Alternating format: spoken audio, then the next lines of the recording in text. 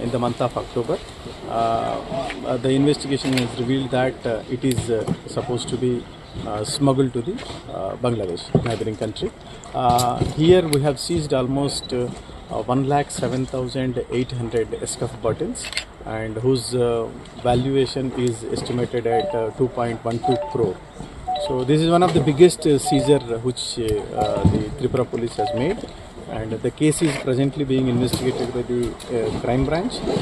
In this, 5 accused are arrested, and we have found certain links in Delhi and involvement of various people. We are hoping that with the help of media, informed citizens and educational institutions, we want to fight this menace.